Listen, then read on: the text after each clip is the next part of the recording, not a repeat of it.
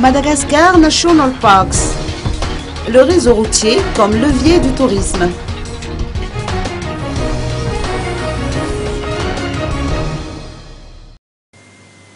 Le tourisme revêt une importance non négligeable dans le domaine du développement économique. La promotion du tourisme est pourtant dépendante du réseau routier.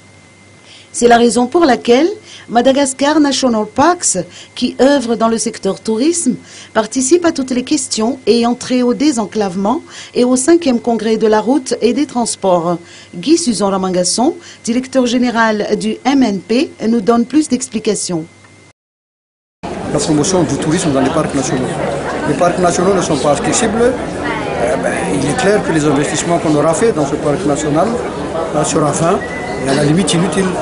C'est insensé et c'est dans ce sens que nous contribuons beaucoup dans les désenclavements dans certains parcs nationaux. Et ce que vous avez ici comme exemple illustre bien tout cela. On a des pistes de désenclavement de 5 km qu'on a par exemple à Montagne d'Ambre, de 3 km à Lukube. On a des pistes qui font même jusqu'à 35 km qui partent de Diego jusqu'à Passandava pour desservir l'île de Moussiar.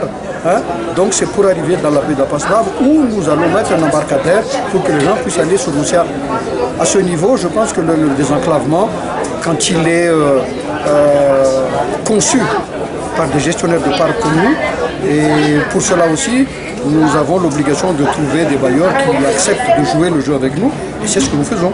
Donc quand nous faisons des pistes de désenclavement, ça n'a pas trait à des sollicitations de l'État, du budget général. Moi je pense que le président l'a bien dit, travailler aussi avec les forces institutionnelles qui peuvent aider à travers le PPP ou autre à faire des pistes de désenclavement des routes, c'est le bienvenu pour le pays.